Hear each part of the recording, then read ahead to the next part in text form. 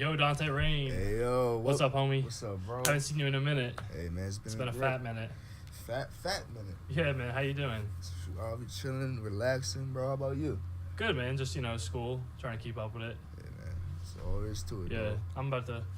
I'll just put these right here. Actually, you know what? I'll just put these over here. I usually take the headphones off. I say that in, every podcast. But, because, I don't know. It's actually not bad. I know a lot of people will, leave them on. But it can be annoying if, you start, hearing your own voice and start getting too much into it. You know what I mean? Yeah. So it's good to kind of keep them off. But I like having them that way. If I have to check that, the audio is still working, it helps. But, yeah. Damn, I'm about to light one of these incense joints. Okay. I picked these up from the East Meets West store in Deptford, New Jersey. Deptford Mall. Pretty cool store. A little pricey, but, shit like this that isn't, it's not a necessity. Right. They always make that shit kind of pricey. But, it's cool. I got my dad for his birthday. I got him, an incense holder because he's been getting all into, Zen and, Buddha and shit like that. Ooh. So I got him one of them. And then I got myself one. I like the little gargoyle. It's I'll show you guys. It's a little gargoyle. I think that's really cool. I like a lot of, statues like that. My grandfather used to collect a lot of stuff like that. So I kind of found myself, I guess, liking the same stuff. Mm. Yeah, I'll light an incense.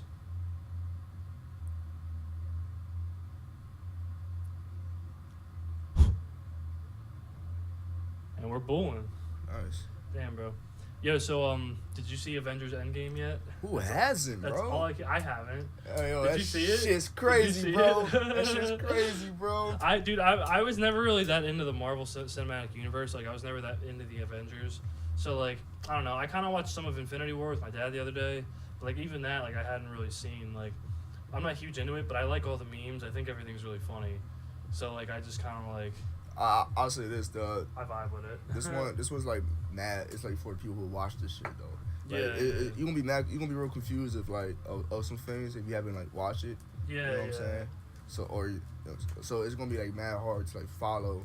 Yeah. I don't even care about that. I'm the type that could sit in a movie theater and have no context to what's going on and just kind of enjoy the moment and just but I don't know. The Avengers is funny, but I feel sometimes they try too hard to be funny. It's a weird thing, especially with the Guardians of the Galaxy. I kind of thought that was weird, but I don't know. It's cool. It's very interesting. I think they built a huge empire of movies and just film. And they're not done, bro. Yeah, they're not done. It's the craziest part. You don't think? I thought this was supposed to be the end of it. No, it's the end of the Avengers era. So okay. Yeah, they're still doing Spider-Man, Captain Marvel. I know they're making a sequel to Black Panther 2. Okay. They're doing a prequel with Black Widow. Yeah. When do you think that's gonna get old? What? All the Marvel. See how Star Wars? See how they kind of beat Star Wars like a dead horse? You think they're gonna do the same thing with Marvel? The thing with Star Wars is it's there's some parts that aren't good, but I think this one will be okay. Yeah, I feel. I know. Was it not the most recent one, the one before that? They say it was it's New Hope or whatever. And so I guess they played it safe, so people wasn't really feeling it, or wasn't oh, it's amazing. But I heard the second one was bad. Really? Yeah. Which one? I saw some of them. Rogue One. Rogue One. I saw that. That was okay. Yeah, it was kind of the best part about that film was when Darth Vader came in. That last part, son, that was wild, dog. Yeah, he came in, he started fucking them up. I said, yo. Was that when Adam Driver played Darth Vader, the guy with the long black hair, the one that they made the memes out of because he was all wide and shit? No, that's his grandson. Okay. Yeah. No. Kylo Ren. That's who he was. Yeah, it wasn't Darth Vader. It was Kylo Ren. Duh. Is that his grandson? Yeah. Wait.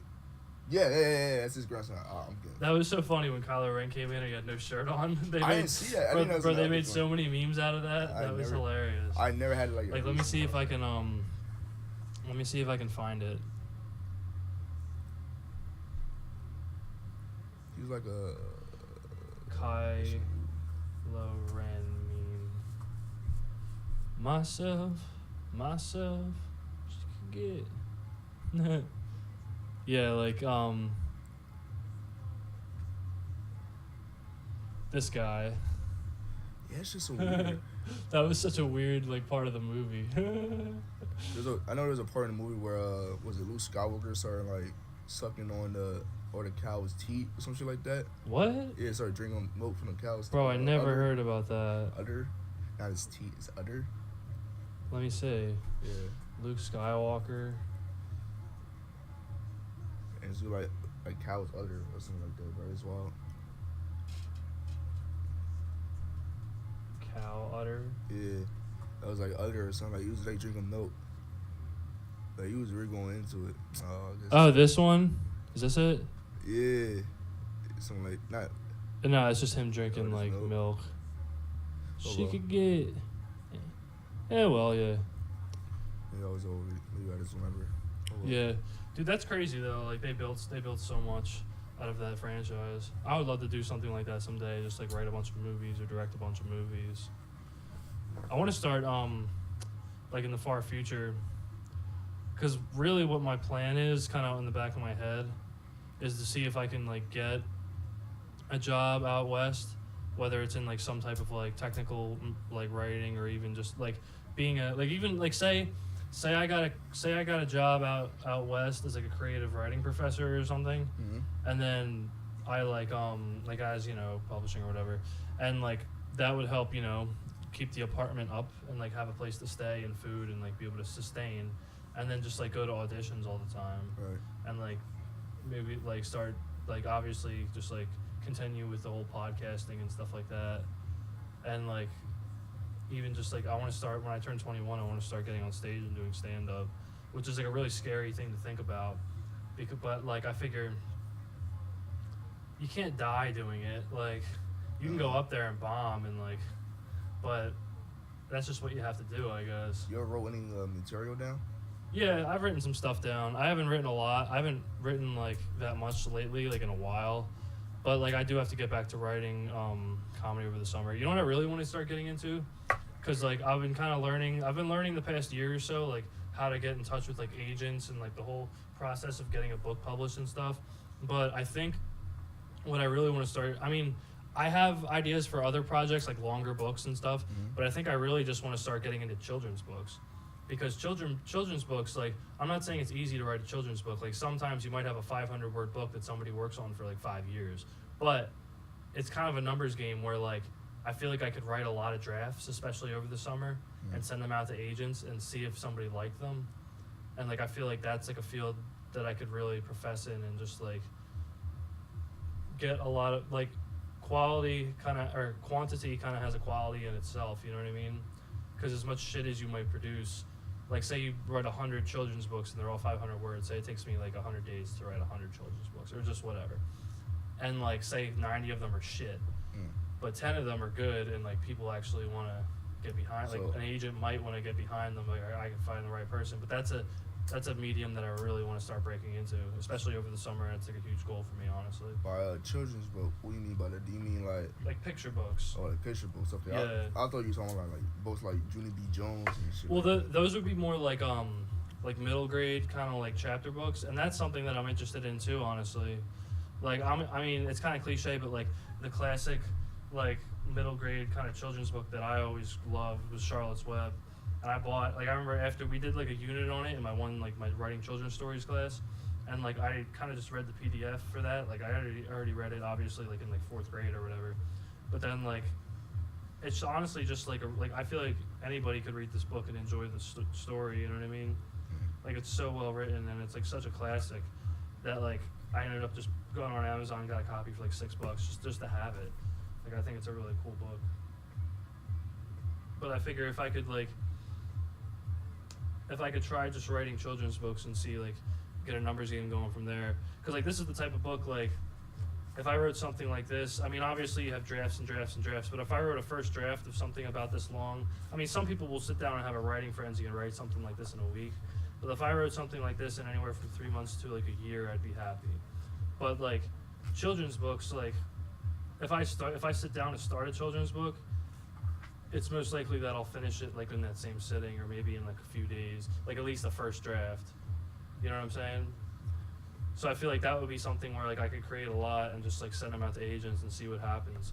And maybe maybe one gets picked up out of like 100, or just however many I do over the summer or just throughout the year or whatever.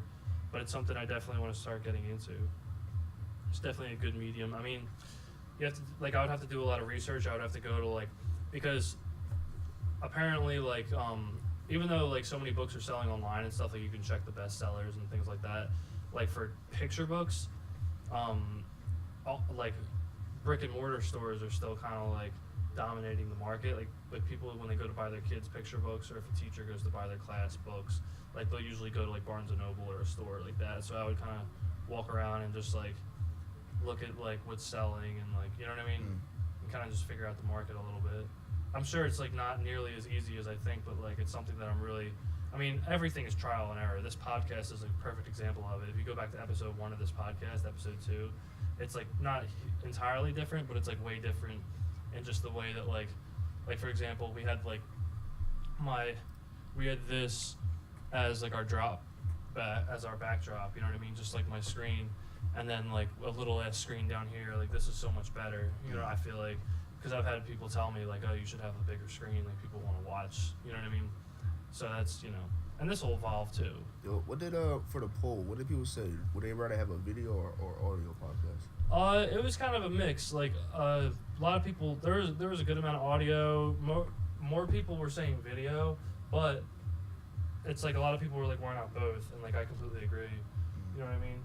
So, like, that's why I'm going to start exporting the audio from these videos and, like, putting it on SoundCloud. Okay. And just doing that. Because, like, a free SoundCloud account gives you a limit of, like, 3 hours of content, so that's maybe 3 podcasts around. You got paid?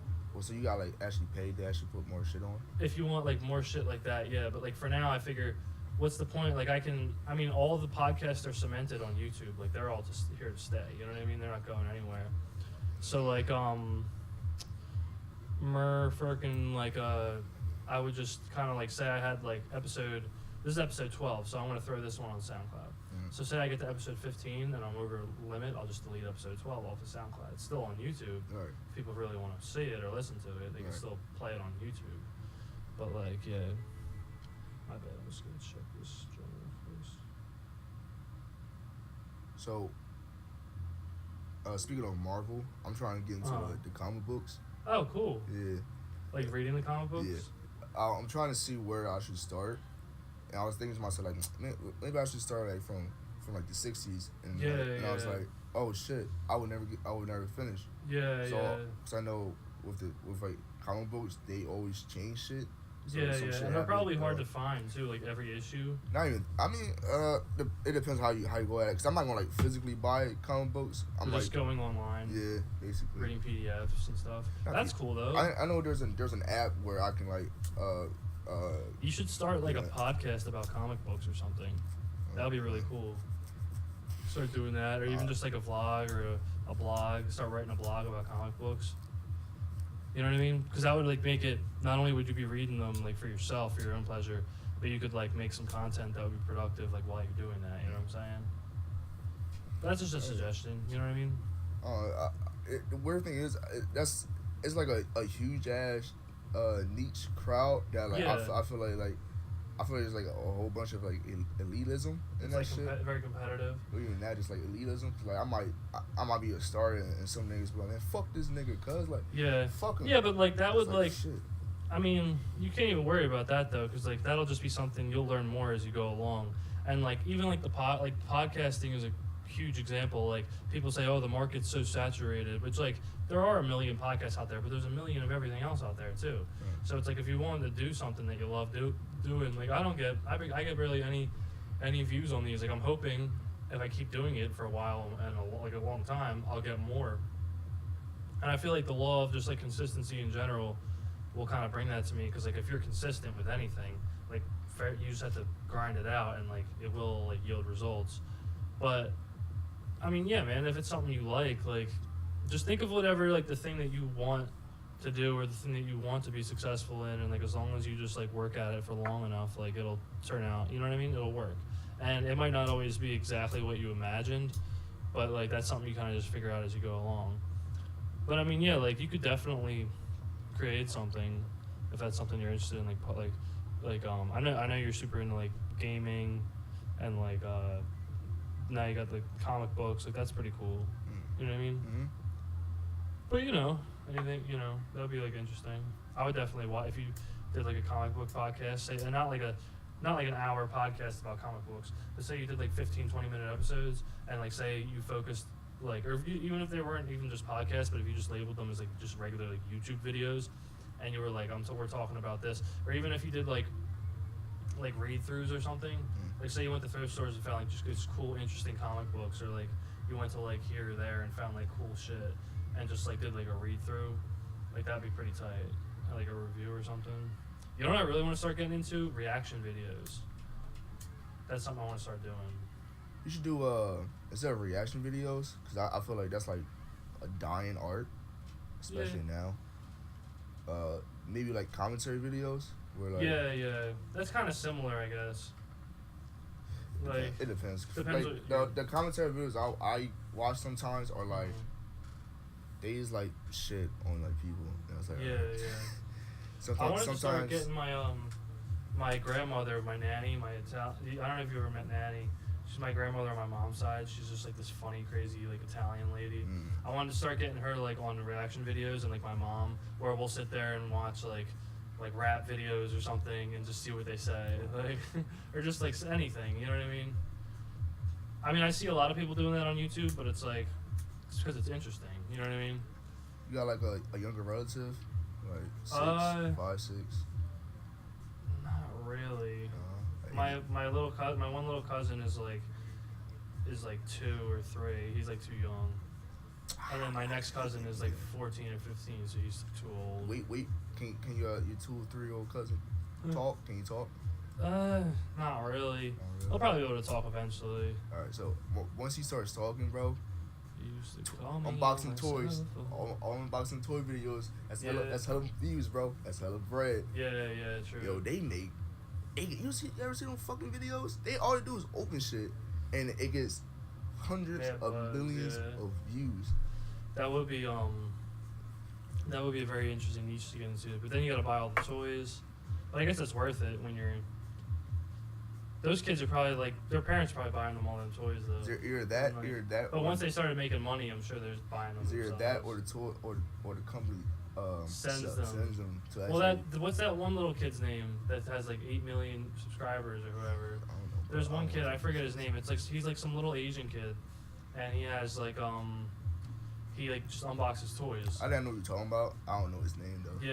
Yeah, dude. He's like, isn't it sad that like an 11-year-old like has like there's like certain 11-year-olds out there. Most don't, but there's certain 11-year-olds out there that have like just like way more earnings than like some people will ever have in their entire life. If you like that, bro. Yeah, it's crazy. And I mean, money isn't everything. Like they're printing that shit out every day. That's not the key to life, but like definitely helps in our society today. It's definitely a beneficial thing to have more money than the person who has less money. There's some. There's like this kid. There's a gray area, but there's this kid who works for Google. Like I saw this like video years ago. There's like this kid who works for Google who's like 15, 16. Yeah. Working at Google, and like, bro, they talk to him in the interview and whatnot. Sound mad professional, knows what he's talking about. Yeah. You know how what type of level you gotta be to work at Google. Yeah, it's crazy, man. Especially being a 15-year-old. Like when I was 15, I was not like ready to do anything. Like, I wasn't even thinking that shit. Yeah. I still had aspirations. So like, I'm gonna wait till I get older. These niggas are like, yeah. Gonna make more money than me. Probably be more known. Yeah, but you know what though? There's like in tech world. Everyone thinks that's awesome, but there's plenty of billionaires that kill themselves every day because like. Especially children of billionaires because of the pressure and everything, like, and think like there's so many people that like think that's everything, and then they get there and they're like, what? Like don't get me wrong, I want to make a comfortable living, and I want to definitely, I definitely want to do better than just like the average like, Jones's like middle class like white picket fence like family like that's cool and everything. That American dream and whatnot. I definitely don't want to have a wife and 2 kids. I definitely don't want to fall into like the generic suburbia trap. Like I mean, I think I do want to have kids when I'm older, and I do want to have a family. but like I don't want us to be like that boring general. Like I don't want predictability. You know what I mean? But I also don't want my kids to be so like obviously. I'd rather have my kids be super affluent and well off than like struggle and be poor. And like I never really feel like I never really came up like like there were certain times like especially after like my parents got divorced that there were like little struggles here and there. But I mean I feel like I always had food in my belly for the most part and clothes on my back, like one way or another. You know what I mean? And like, but there were like certain times and like I don't like want my kids to deal with that. But also I don't want them to be like I don't want them to have billion like, and I'm not saying it's easy like that. Like I could just be like go out and be like, oh, like I'll just go make $1 billion. But like, I wouldn't want my children to have billionaire parents either. You know what I mean? Because then it's like what it's like. One, there'll be all this pressure on them to like get in these Ivy League schools and do this and hold these 4.0s, whatever. But then two, it's like it would almost feel pointless. I mean, you could just donate. Yeah, true. You could donate a lot of money. That's facts. And like save the world. Like all these millionaires out there or you be like those celebrities that do that scam and pay the kids way through college and shit. Yeah, facts. Like that's all for the clout. You could be. I mean, you could like that's like all these rich ass people that like aren't saving the earth right now, like with all their money, could be like cleaning up. Dude, I walk around Rowan and pick up trash. I pick up at least one piece of trash every single day because like there's just trash all over the fucking like. All over the ground, you know what I mean?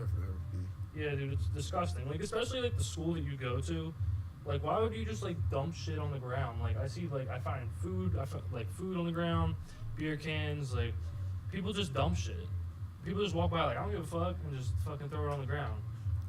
Mm-hmm. Like, who, like, I don't know, people just got, I don't know if it's entitlement, but, like, dude, like, we were given the earth, like, we gotta take care of it, you know what I mean? This is literally the place that we live. Like, I don't like trash in my house, let alone fucking on the ground outside. You know what I mean? Mm-hmm. That's fucked. So then you gotta. Sometimes it's a little thing. Sometimes like you gotta take a big step. Maybe you like, you know what?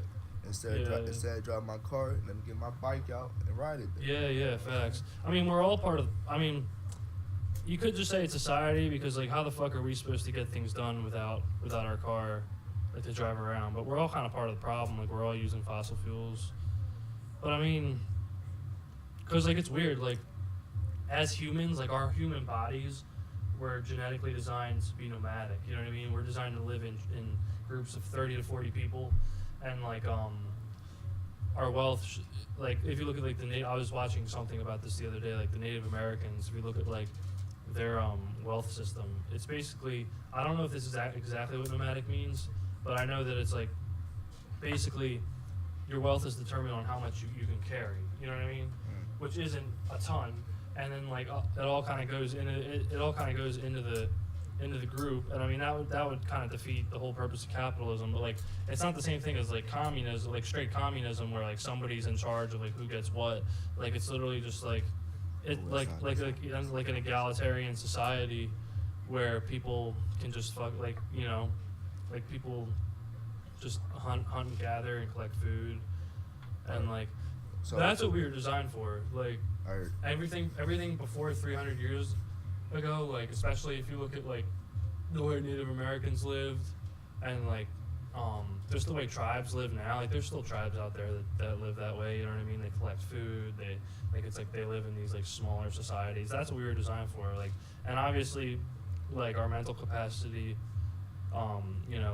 Like grew enough through collective learning and shit that nowadays it's like it kind of gives you it. Part of it is a good it's like a double-edged sword. Like part of it is good because it's like oh you can break free from the tribe or whatever and be an individual. You know what I'm saying? But also it's like like mostly just the fossil fuels and just building and getting rid of forestation and shit. Like how much we've done that. Like we've just been fucking the earth, so it's like in 1,000. I mean, we're gonna be dead. Like our generation's gonna be dead, but like in 500, 1,000 years, like what's gonna happen, dude? You know what I mean? I know. Sooner than that. Like when I was with my ex, she showed me this documentary of about cows and shit, And apparently, like the farmed food, yeah, like, and like I've seen that dairy stuff. farms, and like the way that, and because like the cows shit basically, just deforestation, the cows shit so much that like it's fucking up the environment, dog.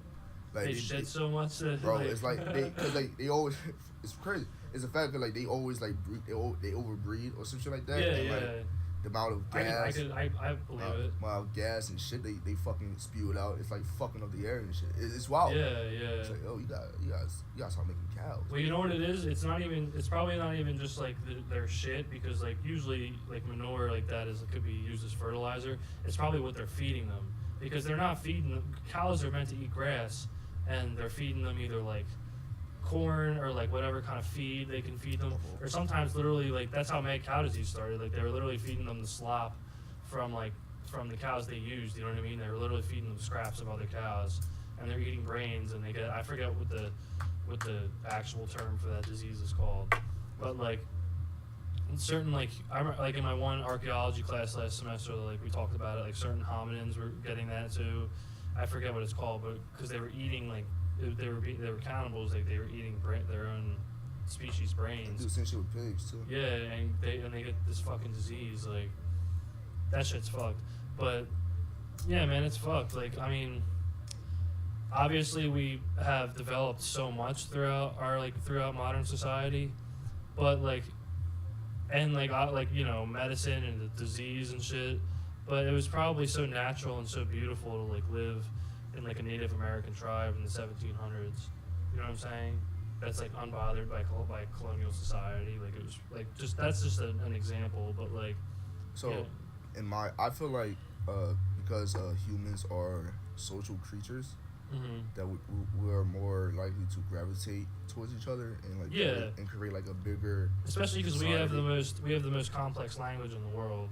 Like no other animal has language capacities that we have. You know what I mean? Like I was watching like a TED talk about that the other day. Like the reason why like humans basically run the world and not you know another being or whatever, because it's not like we're the strongest or the fastest or the quickest. Like there's gorillas out there. You know what I'm saying?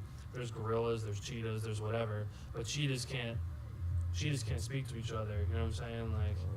Like they do, I'm sure, like through their like language, but just like like we have the largest capacity for just the ability of communication. So I don't know.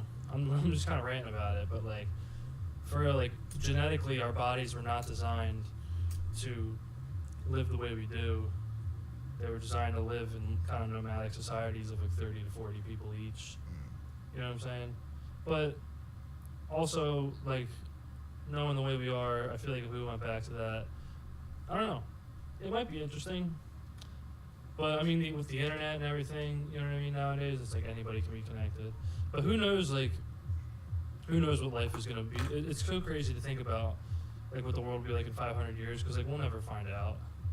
But it's going to be some crazy shit. Like, yeah, so am I the one person that thinks, like, the internet is probably the worst and best things that has happened to this world? Yeah, there's like huge advantages and disadvantages to it. Like, there's no way that there is in your own personal life a society of people who think the Earth is flat.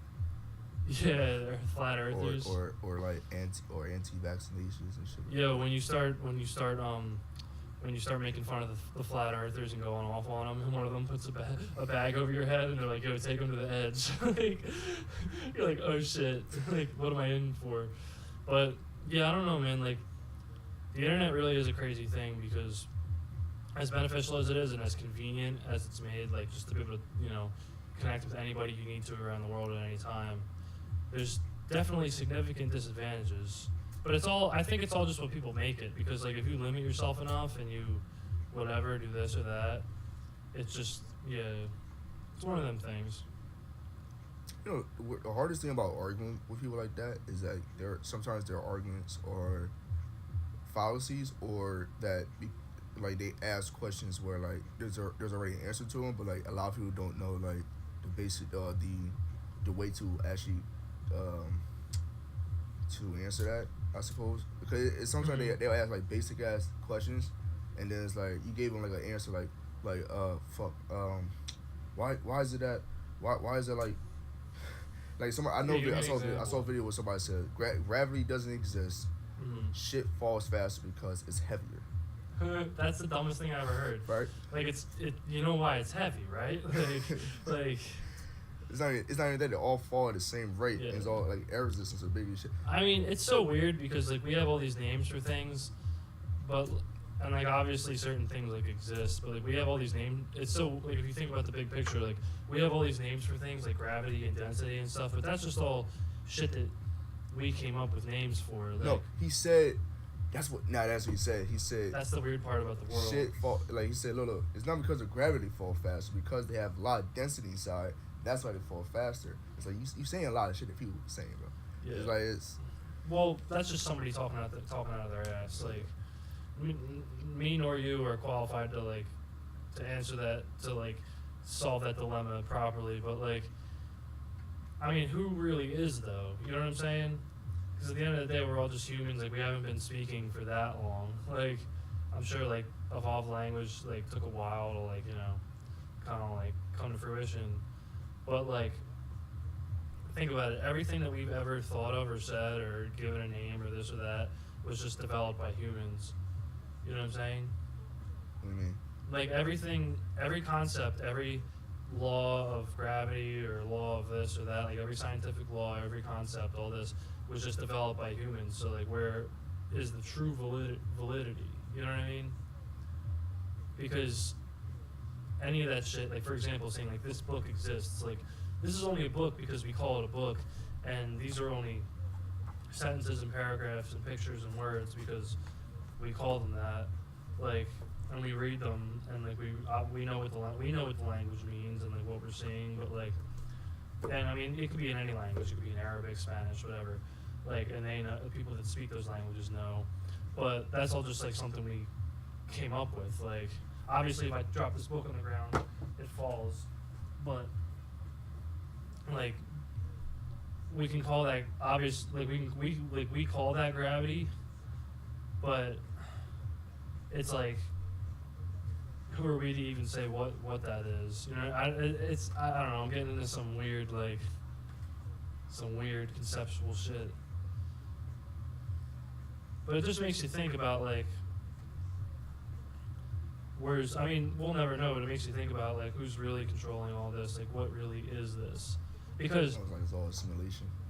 Yeah, it could be. But as far as we know, whether it's a like, we're just calling it a simulation, like, maybe it is, but, like, if this is the simulation, then it's not what's it simulating, you know what I mean? Like, if this is it, this is it. Like, obviously, we know to an extent that, like, that this is like tangible and real, like we exist, but it's like why or where or how, like we'll never, those are the types of things that like we'll never really get to know, and that's okay, you know what I mean? The whole point is just to enjoy what you got and while you're here and make the best of it and, enjoy it. But it's crazy, like think about, me and Sean were talking about this in the last podcast, like think about how insignificant individually we all really are. Like collectively, you sound like a real nihilist, bro. Yeah. Well, no. It's not a bad thing. I'm not saying. Well, yeah. I get what you're saying, but I'm not saying what you're saying is wrong. I completely understand. Yeah, no. But I'm not saying it. I'm saying like that sounds that what you're describing is making me reminds me of nihilism or nihilism. No, it does sound like nihilism, and it probably is to an extent. But like I'm saying it in the sense that like I was saying this to Sean the other day, like.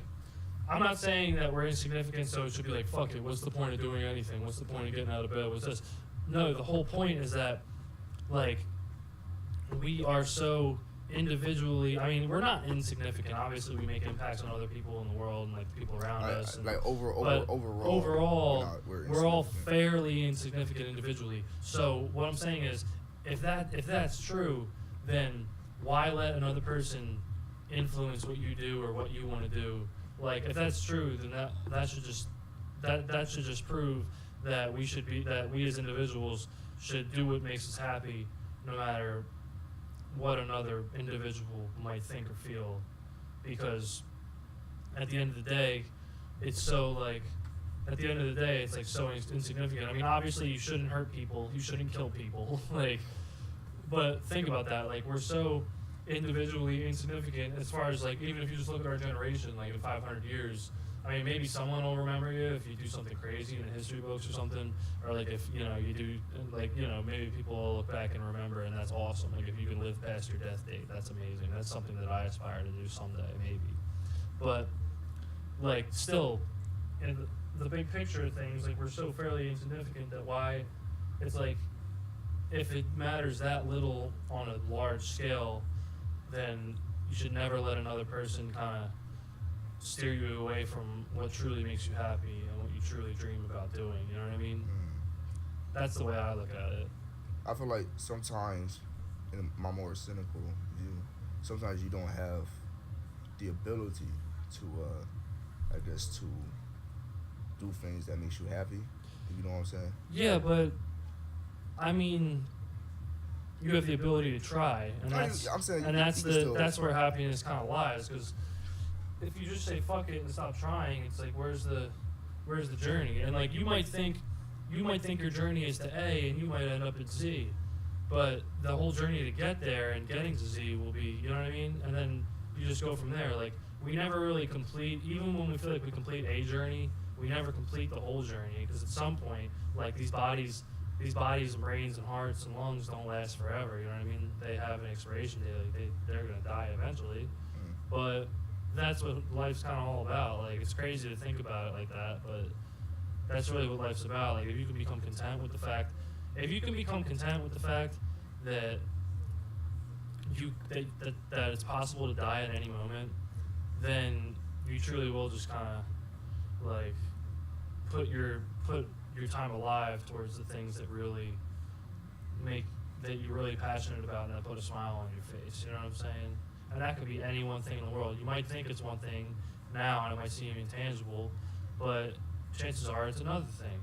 Or chances are it is tangible, and you just gotta do it. You know what I'm saying?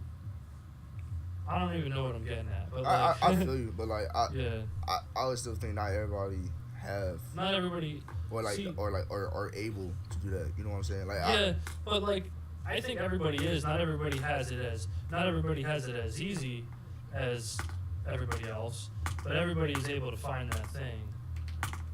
Because the chances are, if you really have 100% no shot of getting to whatever thing you're thinking about, it's not really the thing, and you really just haven't found the thing yet. You know what I mean? But you will.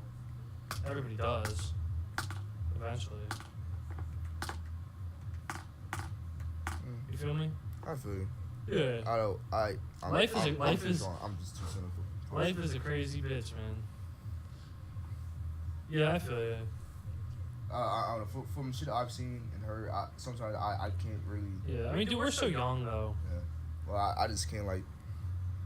It's hard. It's hard for me to listen to people who are like mad successful and be like, you can try your hardest and you still make it. And like I've seen people who like be doing their hardest and like shit doesn't happen. Yeah, but the whole point is that they tried. Like, I'm saying like even if they try, sometimes even trying doesn't really accomplish what you want. Understood, but I'm not saying that you should say fuck it, or I'm saying like that idea. Well, that's what makes life interesting. Like that's the whole point. Like that's what makes it interesting, because think about it. If somebody told you right now you can do X, Y, and Z, like if someone told you right now that like you're gonna do X, Y, and Z and you're guaranteed to have this in 30 years, if you already knew that you were gonna have that, you'd be like, well, fuck, man. Like, where's like life's predictable now. And life's predictable, and I don't see the point of getting there because I already know it's going to happen. Like, I mean, obviously in your mind you want to think that you know what your successes are going to be if you're working towards them. Like, you want to have that mindset of like, I know I'm going to do this. And like, but on the back of your head, you know that there's a chance that might not happen. And that's what makes life so exciting. Like, you know what I mean? Unpredictability is so important. People get so hung up on being, especially kids our age, like get so worried because like I don't know what I'm gonna be, I don't know what life's gonna be like for me, I don't know what I'm gonna do, I don't know if I'm gonna be successful. But like you need that in life. Like if you didn't have that, if you didn't have that I mean, obviously you want to be certain in yourself and like, you know, feeling secure and stuff. I mean, but chances are if you're doing something great, you're going to be scared, confused, and uncertain about it. You know what I mean? Certainty and comfortability in life is just death. You know what I'm saying?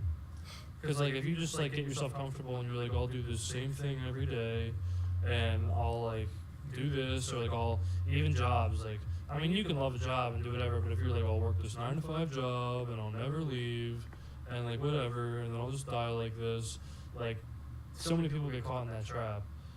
And I mean, some people, that's what they want to do. It all depends what your life is. Some people want to work 9 to 5 Monday through Friday and not have to think about doing anything else, and like make their wages that they can survive off of, and then have fun on Saturday and Sunday. But some people don't want that. Some people like the hustle. Some people like the unpredictability. Or some people just have to do it. You know what I'm saying? Yeah. No, you're absolutely right. But I'm saying people have to. But I think anybody with the right amount of just hard work and dedication can break out of that. I really do. Like, I feel like, because look at, there's examples, I mean, they're outliers, but there's examples in this country of people that start with nothing.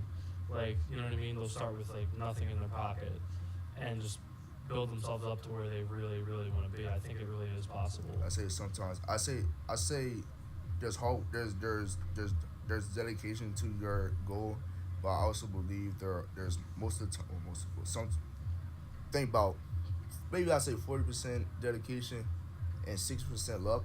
Yeah, luck is a huge part of it. I'm not saying it's not. Yeah, I hear. But like that, your dedication might not get you as far as you aspired or as much as you wanted, but it'll sure as shit get you somewhere, and get you somewhere better than like dedication to your own goal will definitely get you somewhere more beneficial than it would just not even trying. Because if you don't even try, you don't know. You know what I mean? You'll never know if you don't try. Like I had this. You'll never know what your true potential is if you don't try it. Right. I had this disagreement with this older gentleman at my cousin's party because I hate this man. This man literally talked to us for 5 hours straight. Yeah. Like from 12 to 5 a.m. Yeah. Bro, why? Because at one point I look at my phone and see what time it was. It's probably like 2:30. Yeah. It's 3:30. I said, God damn, bro, come on, wrap it up, dude. So were you guys like drinking or anything, or just fooling bro, around? he was probably drunk. I wasn't drinking. You weren't drinking. No, I wasn't planning on staying there. Yeah, I really wasn't planning on staying there, but I did. Yeah, so yeah. I had a disagreement where he was a pretty wealthy fellow. Mm-hmm. So I asked him how would you feel about giving back to your community or like your birth town, putting it back in right. The So his idea was that I don't owe him shit. So I basically said I don't owe him shit. He said if I can do it, why can't they? Can do it, yeah. But I don't like that. I really don't like that idea.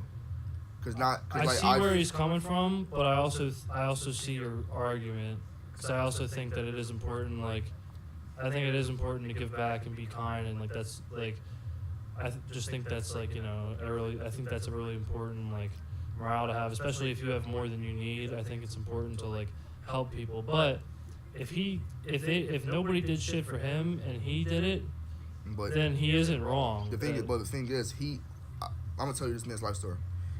In a abridged way. Yeah. He played college ball. All right. Got kicked out because he wasn't doing. He was doing well in school. Doing well. Then so he was delivering flowers. Okay. Incidentally, the day he was delivering flowers, he delivered to this military recruiter. Okay. So he got in the military, did some shit, blah blah blah. Yeah. So he started to read. So this is like from right there and there, like he has a lot. Right, like even like.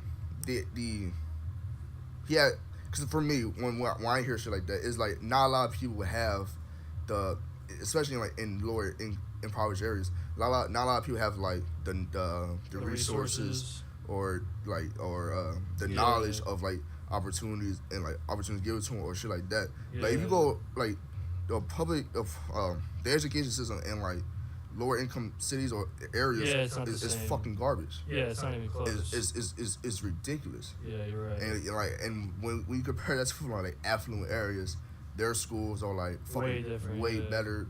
Even like Highland is like better than better like fucking schools in Camden. Like, no, 100%. I completely agree. And I mean, there's schools that are light years away from Highland, but Highland was a really good school. I thought everybody at Highland was like no. I didn't think one student in Highland was deprived of resources. Even if you went to that school and your family didn't have a dime, like they didn't really like there was nothing that they made you really buy.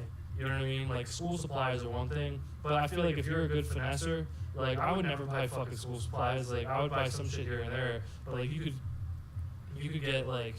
You can get pens and pencils anywhere. I never bought a fucking pen or pencil. Like, you can get paper anywhere. I mean, notebooks not as easy. Like, but honestly, I mean, I know it's harder for some people, but you go to ShopRite and get notebooks and folders for 25, 50 cents on the dollar. You know what I'm saying? You can get a notebook for 50 cents a piece. You know what I mean?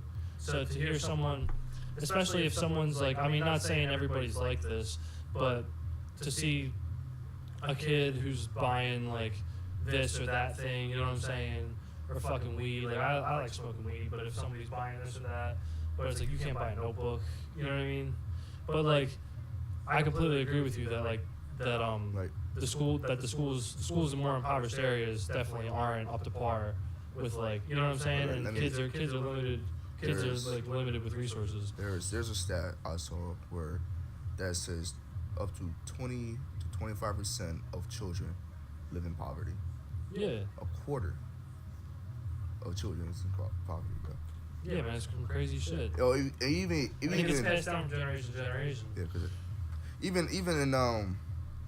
telling the story, like if you told his story to niggas in the hood and like in his area, and wanted like, bro, I shit you not, somebody is going to get inspired by that shit and will actually try. Like it's not. It might be one person. It might be one person, but at least you got somebody. Yeah, exactly. Like I've seen like stories. I've seen a story where this football player, developed a program for single mothers, and basically help out single mothers with children.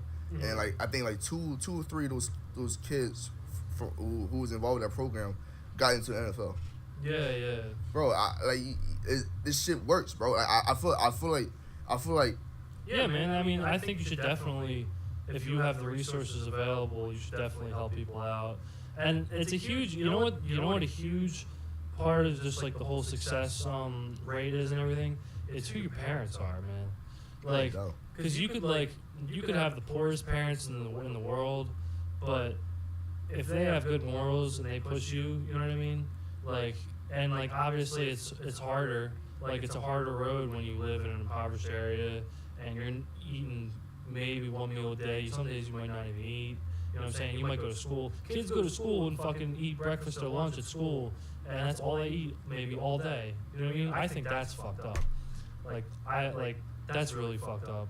But like, I still think like if you have parents with good morals who like really push their kids, like, because there's just as many parents that like just don't give a fuck, you know what I'm saying? And like there's parents like that are billionaires, and there's parents like that live in poverty, you know what I'm saying? There's parents fucked up on drugs that have $1 billion and they never pay attention to their kids, and there's parents like that who have nothing and they do the same fucking shit. But there's plenty of parents that there's plenty of parents that have nothing, that, and especially nowadays, like, I mean, obviously college ain't free, like it's not universally free, but honestly, to keep the economy fluctuating, like there's no way that it could be, because if college was universally free, you would have Jenny from the fucking huge house down the street going to college for free, and like that's not exactly, you know what I mean? That's not exactly fair, because then obvious, that's just because, think about it, like if Jenny from the big ass house down the street, whatever, goes to college for free, then her dad, who could give a shit if he's shelling out $40,000 a year for college, like it's just accumulating more and more. You know what I'm saying? So like financial aid, I think financial aid is an amazing system, honestly. works properly. You know what I'm saying? It's not. Well, it's bad. It's bad where. Because if you make college universally free, it's like number one, it's not nothing's free. Like those colleges need not only do they need like there's a lot of non-for-profit schools, but like not only do they need money to survive, like to just stay, you know, between paying professors, like paying utilities, like all the resources these places have and shit. And obviously they bring in money, obviously from tuition and shit. But like, it's like it would come out of somebody's pockets. You know what I mean? It's gonna come out of someone's pockets. And if you make college universally free, then fucking Mr. Whoever the fuck that owns the golf course or whatever with his huge house is gonna send his 4 daughters for free, and like everyone's gonna get taxed. You know what I'm saying? And then from that other perspective, you could say they're like then Gerald, who lives in like a 1-story house in one of the most worst cities in that area, he go to college for free. But what I'm saying is education and get that. Is that wouldn't Gerald's kids be able to max out their financial aid now? I don't know how financial aid works, to be honest, but I don't think like they pay for the whole thing. It all comes down to taxable income. So like if you don't have any taxable income, like I'll be straight with you. My dad, between like Social Security disability, he's been on Social Security disability for a long time, and like I don't know if he's now. I think he actually still might be, and like because he's an independent kind of like insurance agent, like that's what he does. He has like his little base of customers. We get by like but like my freshman year or whatever, and even like kind of this year, like our tax forms, like the 1 year he had like just literally $0 of taxable income, like literally all his like most of his income that he had on there was like everything was just kind of from like Social Security disability, because for a long time he was out of work, sick, constantly in and out of hospitals. This is kind of around the same time that, because he was a real estate agent for a long time. This is kind of around the same time that the recession happened and the stock market crashed, or not the stock market, the house market crashed, and like, but it didn't matter because he couldn't fucking work. He was like literally like sick, like kind of fighting for his life a little bit, and like constantly in the hospital. But basically, like I maxed out my financial aid, and like it got a little bit of scholarship money. You know what I mean? Like I kind of fucked around in high school a little bit, but I got a good enough SAT score to get a little bit of scholarship money, and kind of like just like tried. And I pretty much like I've stayed out of debt. I've been able to like be debt free so far. But I mean, yeah, like I still think if financial aid works the way it should, it's a good system.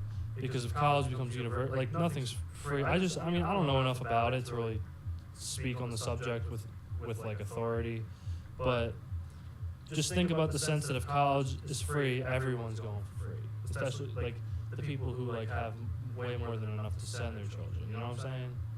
I mean, it wouldn't matter if they were. Yeah, but like, but it's not. But if everyone's going for free, then really no one's going for free, because the money's coming from somewhere. You know what I'm saying? They're not just going to send people. They're not just going to send people, and all these colleges are going to lose money. Like they wouldn't be able to operate. You know what I'm saying? Like you can't look. Rowan's not even that big of a school, but like look at the entire campus of Rowan. What if they just took every dollar and cent of tuition? I mean, you still gotta qualify for the school. They ain't gonna like let anybody in. Yeah, but that's what I'm saying. Like, I feel like the point. I'm saying that like if you take all that money out of that school, it's like how are they even gonna keep it up, let alone expand it? They're probably gonna raise the taxes. Yeah, exactly. That's what I'm saying. Honestly, I don't know. So if they raise taxes, is it really free? Because like, I mean, bro, you like living, bro. Niggas pay for fucking gas. Like there are people out there who has like, first of all, niggas gotta pay for water. Yeah, like, that's bullshit, dude. I never pay. I always bring my water bottle around and just fill it up at like the water fountain and shit. Like you gotta pay taxes to make sure your fucking toilet works. Yeah, like bro, that's crazy. It really is crazy. But like, the crazy thing is, I think in America we pay taxes for like the most shit. Like a lot of people, like a lot of countries pay tax, like a lot of taxes, but like we pay taxes for like the most shit. Like there's like, ironically we went to war for mostly taxes and representation, but like no taxation without representation. So it's crazy that we have a humongous problem with taxes, but like we continue to fuck with taxes. Yeah. And I'll hear people talk like I'll hear people, especially kids our age on the other end of the spectrum, that like talk about how like because obviously my bad. obviously taxes are important for like because nobody wants to drive on fucked up roads, and people want their kids' schools to function and shit. But exactly like you said, like where's all that tax money going into these schools like in the inner cities and in impoverished areas? Like where's that fucking tax money going? Like, and maybe that's because like the people living in the surrounding areas like aren't paying as much overall in taxes because they don't have as much money. But that's just like the system in place, you know what I mean? But it's like nobody. I also you're good. Can you improve the system? Can you try to improve the system? You can, but I mean, I think that's gonna take. That can't just take somebody doing it while people sit in the system. Like that's gonna kind of take everybody busting their ass.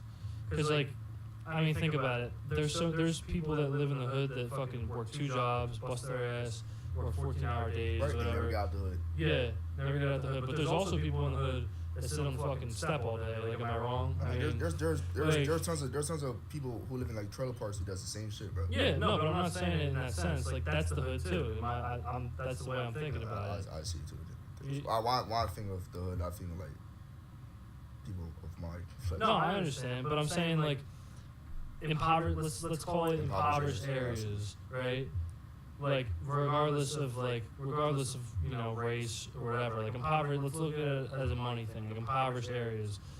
There's a million people out there busting their ass just to keep that up at a job, and they couldn't go to school because of this or that because they didn't have enough money. Let's just say, but there's also a ton of people out there, and this is anybody. Like you could be a rich kid. Like there's probably just as many, if not more, like rich ass like kids with rich ass parents doing the same thing that just fuck off. Like think about how many people you might see sitting outside their trailer or sitting on the fucking.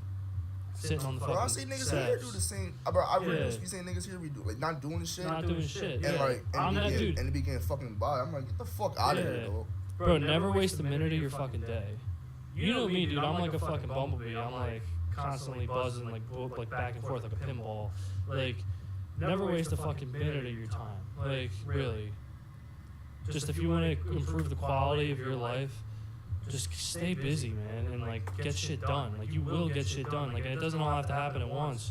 But like even like my little every night before I go to bed, I keep my little notebook and I write down a few things that I gotta get done the next day. And they don't always get done, but just the fact that I'm writing them down keeps me accountable. You know what I'm saying?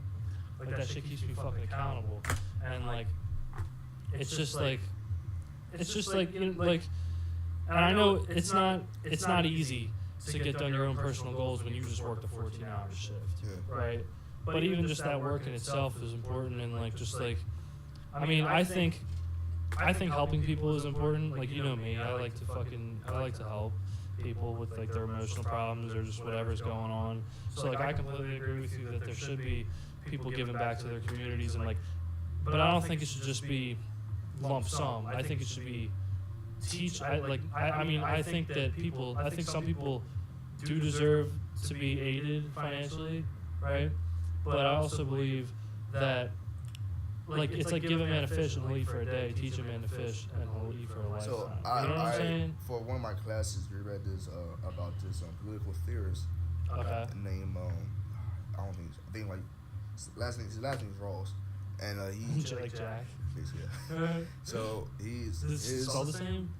I think so. RAWLS. Oh no, he's oh yeah, I think I know who you're talking about. But no, Jack's is spelled without the S. So like or without the L. And like his shout out to Jack.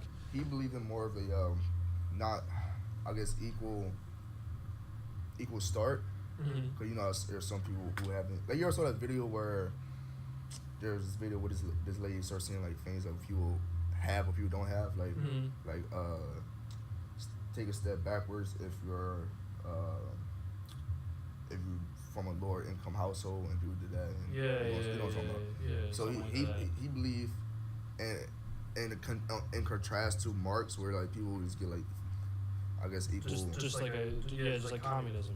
Yeah, basically, he Just practically like straight up, it's like everybody gets distributed an equal amount from someone who's. That's fucked up too, because like then the distributor. No. So the thing with communism is that I think people confuse socialism.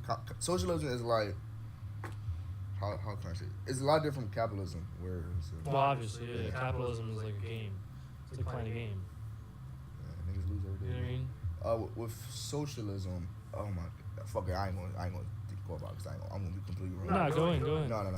I can't really go in. I can't. But like, I'm just saying it, like, not even labeling it, but just thinking in the sense of somebody who says, oh, everybody should be distributed this equal amount and this that. It's like, well, what about the fucking distributors, bro? Like, it's like, what do you like? You know what I mean? Somebody is always, no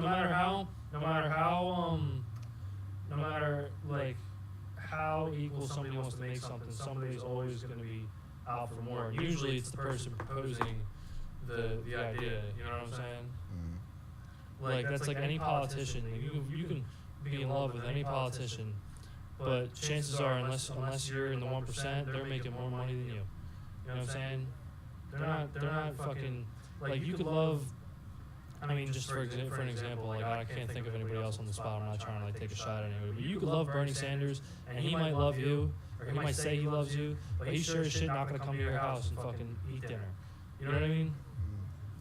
You could say, well, from a narrow spectrum, from that perspective, you could say the same about Donald Trump. About Trump. About anybody. About anybody up there, bro. Like they're the ones who run the show, but like. I mean, I think Trump is a whole sideshow thing too, because people get so either for or against him, and it makes people so angry. I think it's just like a huge distraction from like the people that are really running shit. You know what I'm saying? Like I think like that's like such an easy way. That I don't think it was a huge setup. Like I think like he probably actually went after that or whatever, like becoming president. But it was it's one of those things that's like. Just like people can use, because like so many people, like you can even bring, you know how like you could bring up his name, you can bring up like, I mean he's a piece of shit, like I love it. Like he's generally, including a bunch of other fucking rich, selfish people who never knew what it was like to not have $1 million in their hand. Like he's a fucking bum.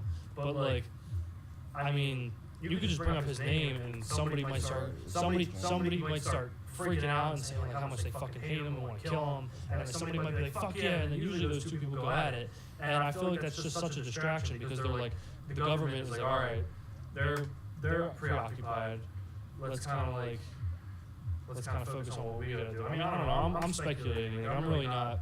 You know. I try to live life on more of a micro scale. I don't know. Maybe I noticed this in high school when while he was running, that like. I'm not trying to be racist to somebody sensitive viewers out there. Go in. I noticed that a lot of some white people were getting very bold with the way they say things. Not with I don't want to say censored because that's some bullshit. I'll say not with the not with the courtesy. I guess the courtesy to watch what they say. Just general like human be regular folk, you know what I'm saying? Like I know there's some people who know who are like low key racist. Not low key, but they like look. Yeah. You know what I'm saying? No, I agree with you. There's some people and like I mean, you could like I agree with you, but then you could say on the contrary that like even not saying anything racist, but like high school was the type of place where if you had an opinion that's even slightly like differentiated from the majority, you know what I mean? Especially like not even the majority, like, and this isn't even a racial thing because most of it was just white bitches. Like most of it was just super and like honestly like super ultra strict liberal white bitches, who most of them had like pretty affluent families, like middle class, upper middle class, like pretty affluent upbringings, you know what I mean? like probably didn't. I mean, you can't assume someone's situation, but probably didn't deal with a ton of adversity growing up or whatever. And like as soon you could say, I'm not trying to group this in the same sense of like white people being boldly racist. Like obviously that's fucked up. That's not okay. But you could like say one thing that may be differentiated from like someone's opinion, and rather than having like a civil conversation about it and kind of just like seeing where people lied, it was like you would immediately get labeled. You know what I'm saying? So that exists too. But yeah, there were people. Don't get me wrong. There were people like that at Highland. Like, there were white people that fucking like were just like bums, just fucking like racist or whatever. And we know some of them. We've been close friends with some of them. Honestly, I think. Like, but.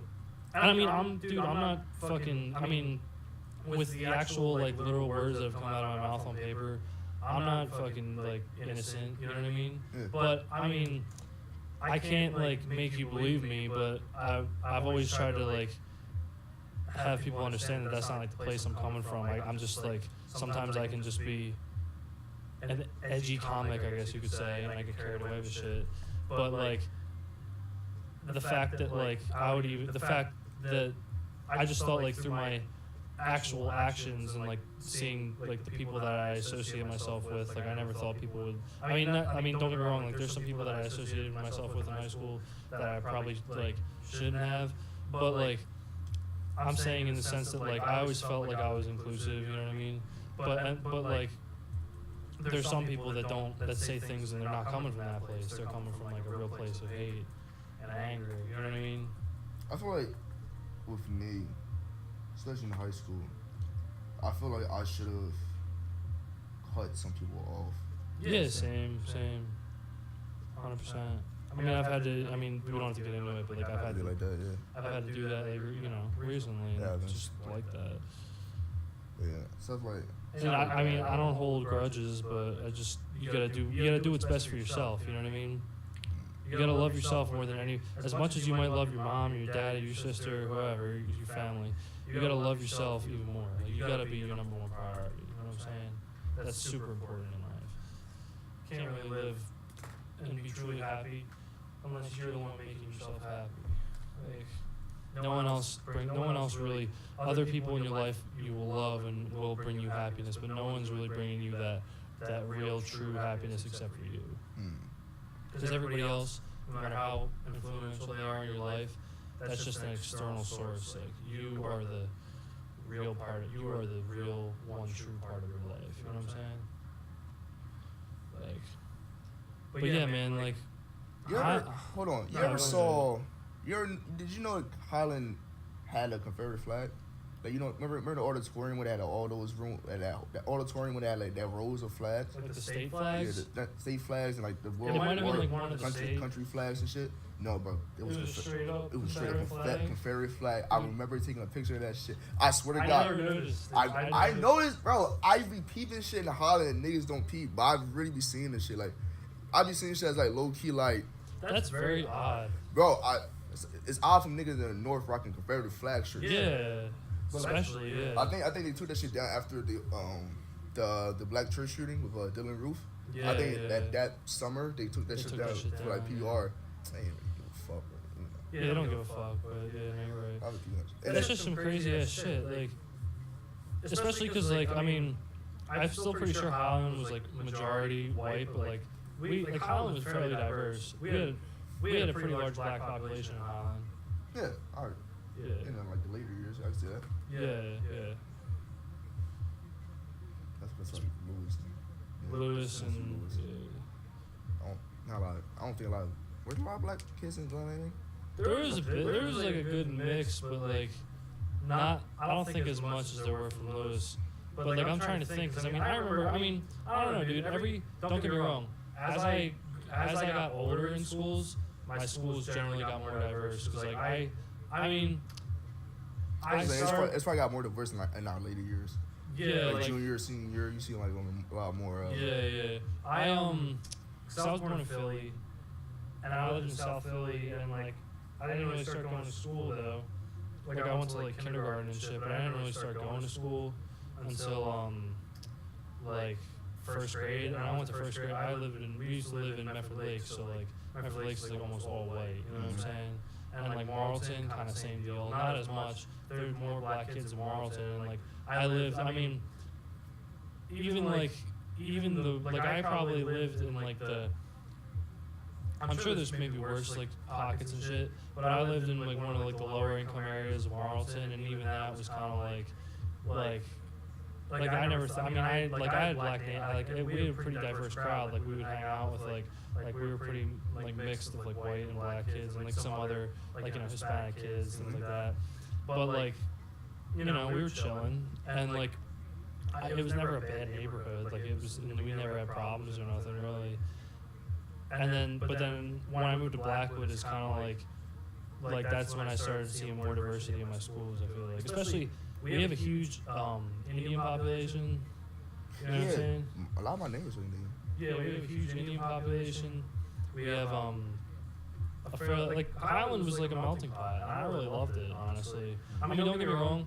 Like, I'm not trying to say this like from a racist perspective, but you know it's a fact that you'd be walking through the hallways, and there would just be like 10 black kids just like not moving in the hallway. You know what I mean? Or 3 large Latina women eating Takis, like going half a mile an hour in the hallway. And you're just like, can you fucking move? Like, get the fuck out of the way. Like, we gotta get to class and shit.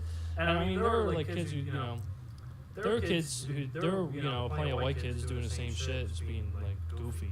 But like, it's just like, I mean, I will be honest when I say that like, this is just like one example. But like, I will be honest when I say like, when I was walking through school, like, I never had an issue of like, I don't know. It's weird. Like, my mom, I'll be honest, like, there's certain times where my mom will like say some shit, and I'll be like, Mom, like, come on. Like, but I know the reality she grew up in when she was young, because my mother grew up in Grace Ferry in South Philadelphia, right? And she grew up in a pocket where there was maybe, like, I don't know the exact numbers, but like there were way more black families, and like they didn't have a ton of money. They didn't really have a lot of money. Like there were way more black families than white families. And she said she would go on the bus, and like my mom's never been the type of person to like start a fight with another person. Like, I mean, she could be aggressive sometimes, but like she grew up where she would go on the bus, and she said like there would be black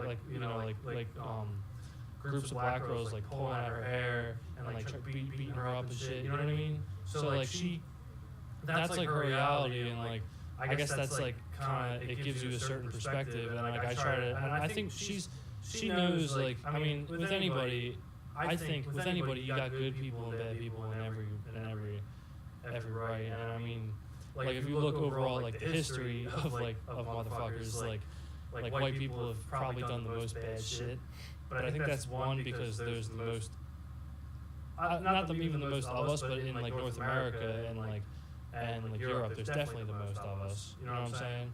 And like 2, I mean, I don't even know, but that's just like the reality that she grew up in. So sometimes when sometimes she'll like sometimes I'll be like, oh, come on, like it's 2019, like, but like also how can I argue with that when every day she was going on the bus minding her business and black girls were beating her ass and shit? You know what I mean? So that's another reality, like it's real, you know what I'm saying? So like, does she have like some grudge towards them? I don't think it's a grudge. I just think it's for example, like she had her car broken into like 3 weeks ago, right?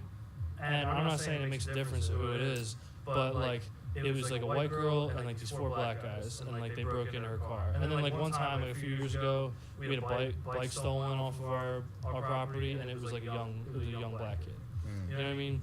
And like I'm not like that obviously didn't happen because they're black people. You know what I mean? Like white people steal shit every day, and there's plenty of black people that like there's plenty of people of every color and race, religion, whatever you want to call it, that know right from wrong, and they have a solid moral compass. But I think a lot of that also comes down to just like parenting and like, you know what I mean, having proper parents.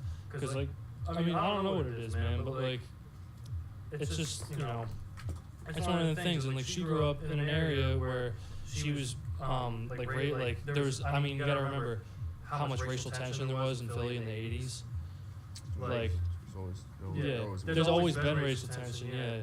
But like, it's the type of thing where like, I mean, and it's fucked up. But like, if you're an innocent like black man walking through an Irish Catholic neighborhood, you gotta watch yourself. But also, if I walk through any neighborhood in North Philly or like Camden, like how long would I fucking last? You know what I mean? You'd be alright. Like, bro, I've seen plenty of homeless white people at Camden, bro. It depends you where you living. go. I've seen the same homeless white people for like decades, my nigga. It depends. You living. Yeah, it depends where you go and shit. And it depends like one, if you can handle yourself, and two, I mean, I work in Camden, so like, honestly, I see a good bit of characters. My advice for any white person that goes to Camden is to stop being fucking scared, bro. I should not. Just walk around. I'm pretty sure Philly's worse than Camden. I'm pretty sure New York is worse. It than depends Camden. where you go. I mean, when we work in Camden, we see some crackheads and we see some like some crazy people. But I've never had an issue like walking around there. But it's like, we're walking around like kind of the main areas and like cleaning up lots and shit and like walking under the bridge. Like, you might see some people here or there,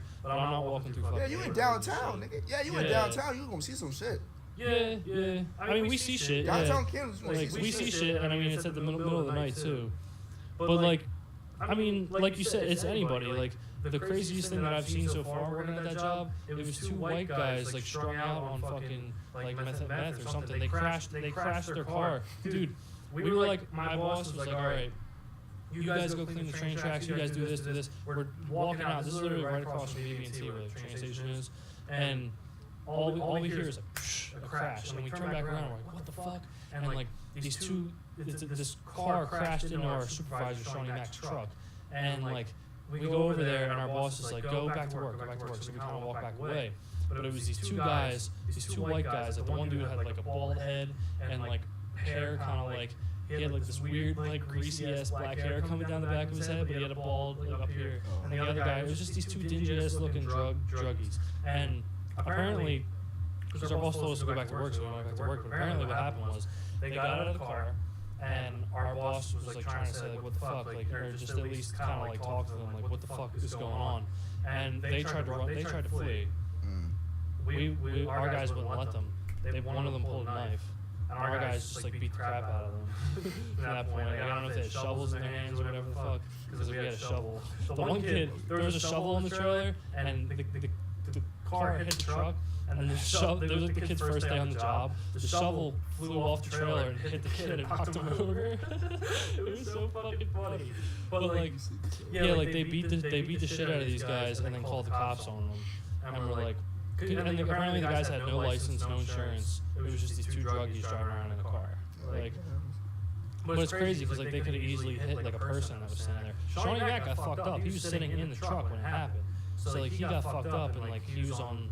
I mean, I don't know if he was on any type of comp. It's kind of an informal job, but like he probably like lined his pockets a little bit. And like Shawnee Mac just like he's the type. He's a cool guy. Like he's like a functioning addict. He's like one of them guys. Like he's one of the union, like you can tell, like Irish kind of functioning addict dudes. So he probably I know, but like he was probably enjoying himself like down the shore for the week, just getting fucked up. Oh, dude, he drives us around at night and like in the truck, and like he'll be drinking beer and like driving us around. Apparently he does other shit. I haven't really seen it, but like, you know, cool dude. Oh, yo. I really do hate driving in Wildwood. Like, I despise it. I feel it. It's okay. I mean, it depends. I mean, when people are out and the bars are crawling and people are walking around stupid. Like, dude, that was like when I was driving into work for that job for like, the Jason Aldean concert. There's a lot of concerts, but like this was the biggest one of the year. Like, it was literally like driving through The Walking Dead. Like, there was just people everywhere. And like they just walk right in front of your car, and then like if you even come close to hitting them, they're all like offended. Like, dude, get out of the fucking road. Like, them niggas walk like I'm not a fucking car. Like I might kill you, my nigga. Like I mean, I'm not gonna lie. Sometimes I'll walk in front of motherfuckers. Like if I'm in like the Rowan parking lot, I'll just walk in front of a car and be, hit me, bitch. Like pay my fucking like pay my fucking bills and shit. Like hit me, but I don't know. Yeah, it's crazy. Like when we went to that summer home, when I came back from my grad party, bro, I almost lost my fucking mind because I had fucking finagle my way into this parking spot without going over the illegal spot, so all my shit would get towed. Okay. So bro, I was damn near close, but I was good enough. Yeah. But no, there, especially with finding parking, like I brought Rowan? not Down the shore. Yeah, at the shore, bro. It's fucking god awful. Like I wonder what that. I wonder what does Wildwood look like during like not summer. It's pretty dead. Any shore town is fairly dead. I mean, they have their locals and stuff that live kind of more inland. But, like, and some people probably live towards the beach. But, like, it's pretty dead because, like, usually businesses and stores on the boardwalk don't open up until around now. So, like, it's fairly dead. But, you know, it's fun now because, like, shit's turning around. The winter months are honestly so boring. No matter what you're doing. That's just, like, any type of, like, onset kind of, like, people get, like, seasonal depression. Like, that's a real ass thing, you know? Bro. When your seasonal depression top that shit is crazy. When your seasonal depression adds on top of your regular depression, dude, fuck, bro. After my breakup, could that happen like? Yeah, I mean, I don't fuck anybody up, so I was like, all right, that fucked me a little bit. You gotta go through that shit. My fucking that fucking camp is the most bleakest, depressing shit I ever seen in my life, bro. And sometimes it was like that for so long. Yeah, it's just dark out. Dark, fucking gray, fucking geese shit. You know what it is, bro? It's like, as depressing as that might seem, it's all just kind of like what you make of your day. You know what I mean? Because if it don't matter, it could be dark all day. If you have a productive ass day and you feel good about what you did, even if you just accomplished one thing, like, you know what I mean? You'll have that feeling in your brain. I mean, everybody has to go through adversity. You know what I mean? That brings you down into a fucking hole. Like, I mean, we've all been there. I fucking sat in a hole for, like, fucking, I had ups and downs, but, like, you know, nobody, as easy as you might think people have it, everybody has problems, you know what I mean? Like, everybody has problems at different levels. Like, you could live, I mean, obviously, like, it's, you know, there's different kinds of problems and certain shit might, like, on paper be more difficult, but, like, you could live in the hood forever and be fucking, like, shit broke, but then all of a sudden maybe you like worked your way up and you fucking worked your ass off. You got $1 billion. Now you got problems again. It's just different. You know what I'm saying? Like, you got a roof over your head and you're fed and shit. But like now it's just like it's all just what you think of it, because it's like Kanye West said it. I remember seeing it on on fucking Joe Rogan of all things. Somebody was like, Kanye West said like rich people got problems too. They're just different problems. But I completely agree with you, going back to what we were talking about, that like if you have way more than you need, like you should give back to the homies. Like you should give back to the community. Do something. I want to start. I mean, it's not like my main like thing where I'm like, oh, this is gonna be a source of income or anything. If anything, it'll be a non-for-profit organization. But like I want to eventually in the future, say I'm pretty successful, I want to start like a psychiatric kind of, or like not even psychiatric, like a psychology kind of like I don't even know what it would be called, like I guess like a not even like a company, but just like an organization where I would have like, you know, a staff of like therapists and like see if I can like build it out and like to help children, specifically kind of just for like children going through like divorce and things like that. That's like something that's really important to me. But also just like anybody who's gone through some shit, man, like that shit's important. I mean, I've never seen a therapist. Maybe I think when I was little I saw a therapist like one time, but like I've never really seen a therapist. I've kind of just like I've always been the type to like, one, obviously like I have outlets, I have creative outlets, but two, just like kind of just like I really like figuring things out on my own, and like nobody really 100% works through their like childhood traumas or like just their traumas in general, but like it's like I feel like the whole point of life is like once you accept that life truly is suffering at the end of the day, no matter how good or bad it may be. I say can't spell life without an L, B. Yeah, facts. But like, dude, if you accept the fact that life is suffering, then you can actually like kind of take a breath and relax and have fun, because you realize that life is really just about like taking your suffering and channeling it for good and helping others cope and helping others realize what, you know, what life really is. Because like the world, like we put so much negativity. Like we think of like we tend as just like human creatures. Like we tend to be cynical. We tend to be nihilist and like think of like all the negative aspects of the world. But dude, just think about like first of all like Louis C.K. put it best. I mean, he's not the perfect example right now, like the perfect role model right now to use, but like he put it best. He's like, first of all, like we get to live on Earth. Like what a location. Like for miles of everywhere, it just sucks and like life isn't tangible. Like we get to live on Earth, and you get to put fucking. I mean, it's harder for some than others because of the system that's in place. Like don't get me wrong, but like you get to put food in your mouth. You get to drink water. You know what I'm saying? You get to fucking like you get to fuck. Like that's free. Oh, is that That's free if you're smart. Is that Bonfire? Yeah, it's a good song. Yeah, this is a good gym song. I just play this shit. I remember I put this shit on my Spotify. I was like, bro, I know this song fucking bang. I listened to it shit. I was like, yeah, what the fuck? These white girls that blow me. I was like, damn, he's out here really like talking about fucking like, hey, like he really got into like talking about his dick and like fucking white girls. I was like, it's a lot. I'm like, oh, he was already wild with that shit. I'm like, at one point when I was a freshman. He's got good music. He's got some corny ass music too. Yeah, I was like, this shit sound mad corny. That's kind of his. And I was like, but shit changed and like now it's like fucking cool. Yeah, and then like he's like he's a huge advocate too. Like he's this is America. That was huge. That brought so much awareness. I haven't, but like I've actually I remember seeing a commercial for that a long time ago. I was interested in it. Was that on Netflix? Is it on like something else? I remember. I don't think it's on Netflix, but I know that it airs on FX. Okay. So you could probably see it if it's on demand if you have Comcast. I'm definitely interested in watching. But I know I saw an episode where one of the characters went to a gun range and like I guess like I don't know about gun ranges, but I guess you could bring your own paper of you on target or whatever. But I don't feel like it's supposed to be like of a person or whatever. Yeah. I think it's like not even cool. I don't think it's like kosher or whatever. But I know he brought like a picture of a dog. And like, that's fun. No.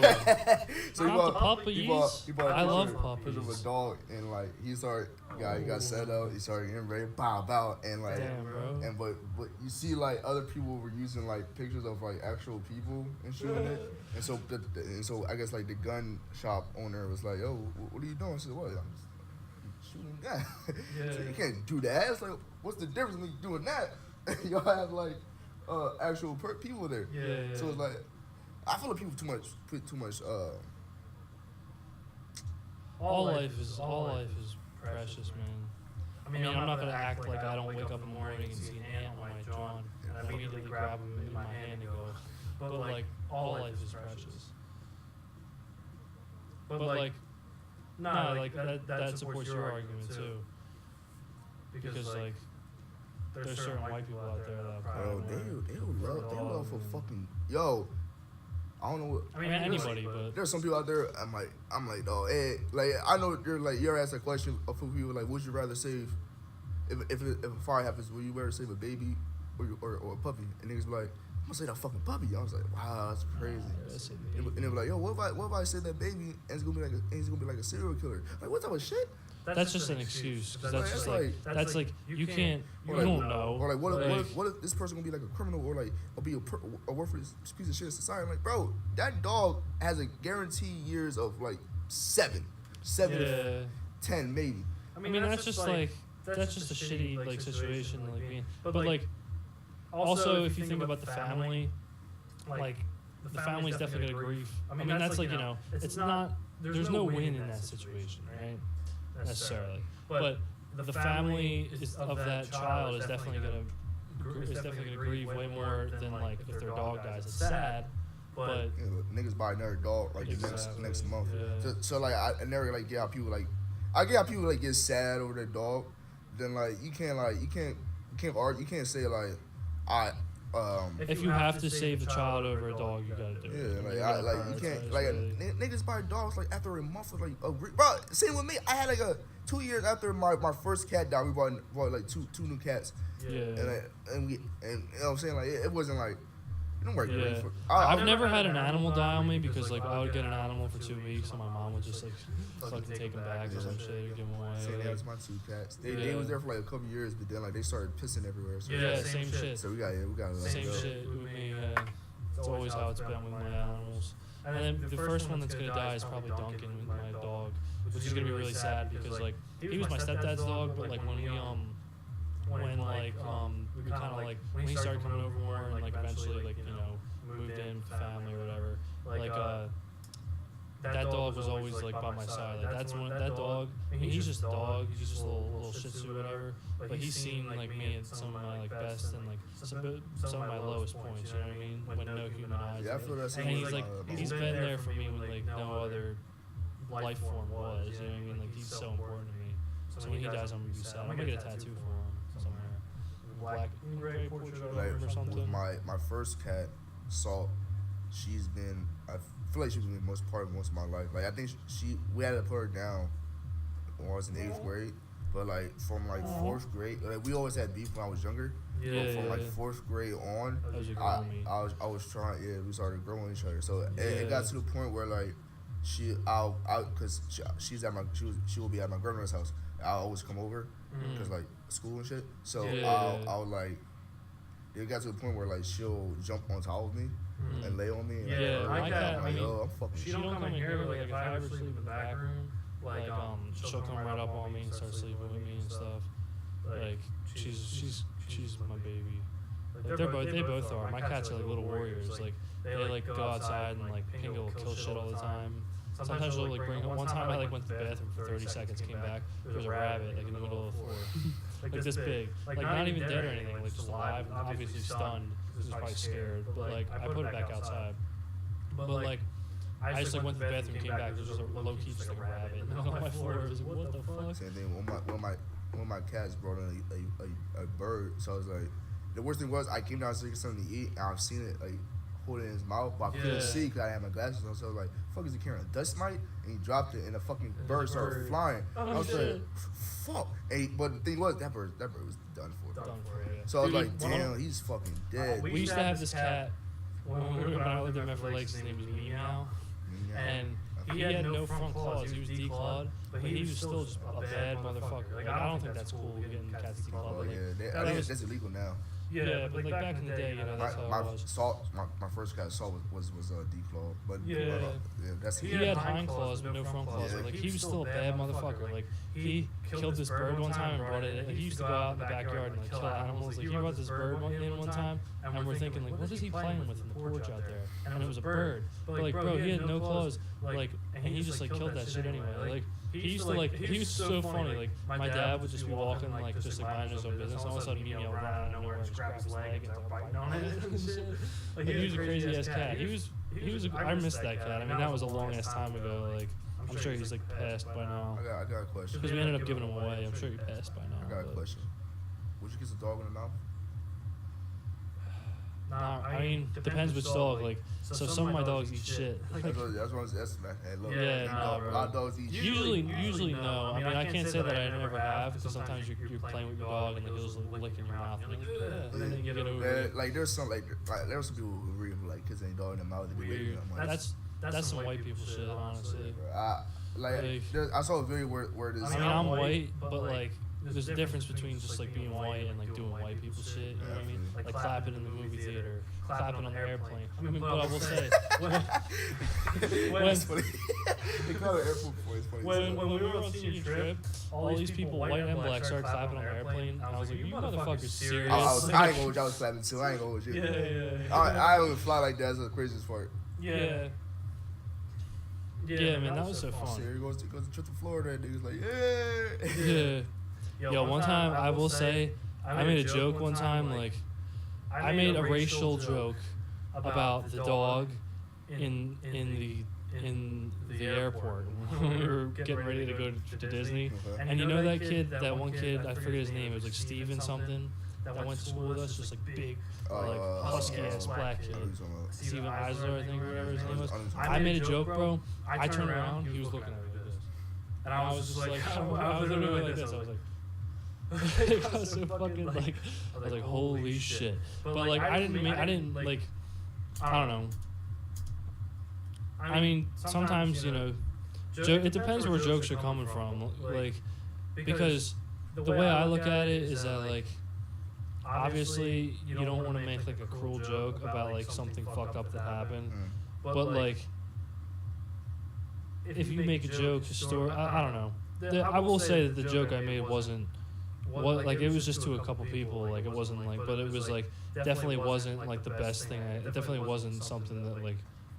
I feel like if it's not something you're willing to say in front of a population, just like a large population, regardless of if it like affects them or not, especially like then you probably shouldn't say it, and like I probably shouldn't have said it, but at the same, I don't know. Yeah, it was just something I definitely shouldn't have said, but like I said it, and I kind of like. Everybody, you know what I mean? Everybody has shit like that. Like everybody, nobody's like let thou who you know hasn't sinned throw the first stone. You know what I'm saying? All right. So my thing was, I started noticing with a lot of edgy comedy and shit. Like I noticed like there's some jokes. I know like some people do get like overtly offensive some jokes or whatever.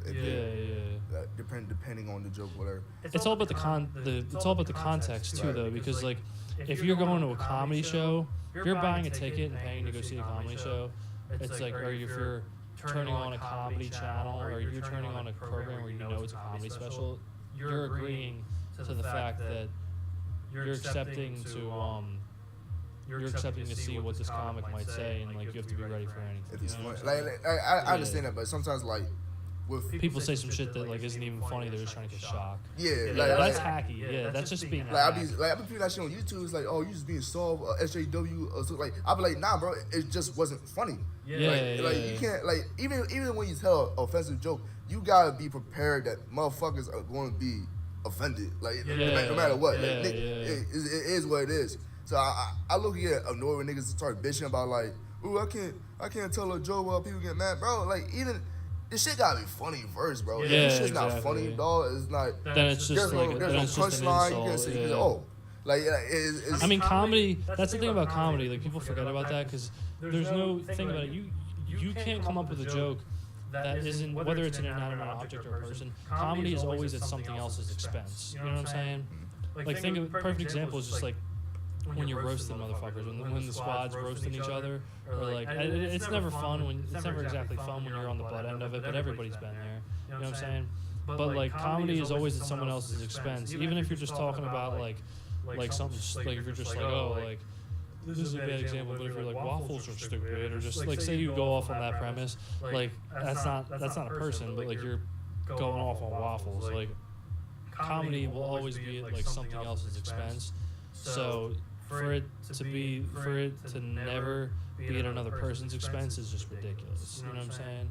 And like comedy is the type of place like where like you know you're supposed to like it's supposed to make people like feel better about their tragedies. So like that's the whole point is like you might be going through some shit. Like a lot of comedians are self-deprecating and they'll joke about like being depressed and stuff. And you might be going through some shit, but just because you're depressed doesn't mean that you're gonna be like, oh, I don't think that's funny. I'm this. Like no, like if anything, you're gonna be kind of enjoying that laugh because it's like just being able. I mean, I'm just using that as an example, but like just being like say like when like I mean it's kind of easier, for example, like the comics, the white comics that can get away with making racial jokes are the ones I feel like who like really have the craft down, like, and the ones who like funny. Yeah, they're mad funny. All it is to me is like you just have to be funny. Yeah, that's all it is too. Like exactly. even then, like you don't even have to censor yourself. Like niggas can joke about anything. No matter like you can joke about anything without being like mad offensive or. But dude, what about like bro like. Look at Eddie Murphy in 1982. Yo, he went on gay people. Yo. Yeah. Like I was watching that shit. I was like, damn, I can't even laugh at this shit. Yeah. I'm so used to not like. And like it was more like his laughs were more just coming from like his mannerisms and the way he acts, because it's like kind of just funny. But like it was so like his first 5 minutes of that special were just him saying like. He's like, I don't like what faggots looking at my ass or some shit. Like, he's like, oh shit. He's like, he's going mad. He's like, yeah, like just like some shit like that, and like, that can never fly today. You know what I mean? Can't even say. Yeah. Can't even say that. You know, my favorite part of that whole stand up was when he was talking about his aunt Vivian and the whole family, bro, and his dad being drunk and shit, where like it was even like, or his uncle when like his uncle was like thought he was real nice on the fucking grill. Yeah. And shit, so he was like, he was like, so come on now, give me the fucking. So get that fucking propane the hell out of here. So I need some gasoline, like. Bro, that's the best one. Like, that's the best. Like, because like every, I don't care what color you are, every family goes through this. When like you're at the family function, and it's like every man just starts like convening around like the grill, like because everyone thinks they know best. Like everyone thinks they know best, like with like the steaks or chicken or like. You're supposed to flip it. Yeah. 5 minutes. The burgers, the steaks, the chicken, the fucking sauce, whatever you're making. Like, and then like I don't know. I mean, I don't think it really varies as far as race, but like in the summer, like I know my family will eat crabs a lot. Black people eat crabs. Yeah, I figure black people are fucking crabs. Like I don't really eat crabs, but like they eat crabs all the time. And just like grilling or whatever, but like there's always like it don't matter. That's like see things like that.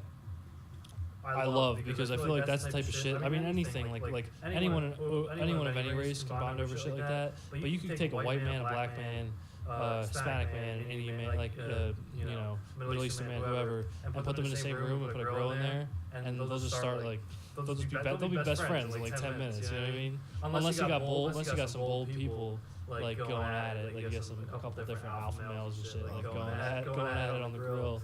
But like it's one of them universal like there's so many things that we think about that differ us, but there's so much more like we're all part of the human race. You know what I mean? We're all kind of living the same, like we're all kind of like doing generally the same things. There's so much more that brings us together, you know what I mean? And if more people focus on that, I mean, like, obviously there's systems in place, systems in place that fuck over certain groups and shit like that, and that's things we should, try to work through, but we just gotta remember the love, man. It's all love, you know what I'm saying? It's all love. I mean, it's not all love. It should be. You know what I mean? I see you short though.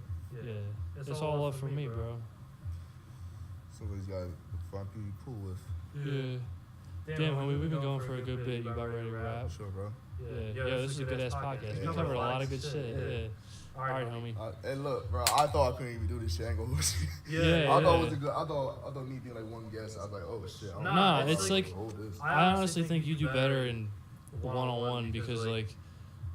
Group. I mean, Sean's kind of similar. Like, a lot of our friends are quiet. You know what I mean? So in group situations, kind of you might get like drowned out or shit like that. But like you're an intelligent man, Dante. Like you got some shit to talk about. It sounds like you got some ideas that like I think you should really like as far as especially like putting back in your community. I know you already work for the Boys and Girls Club, right?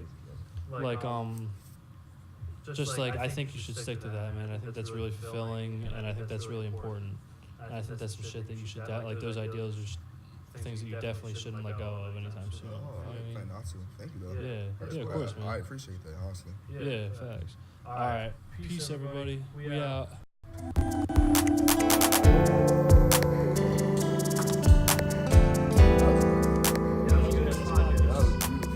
Peace.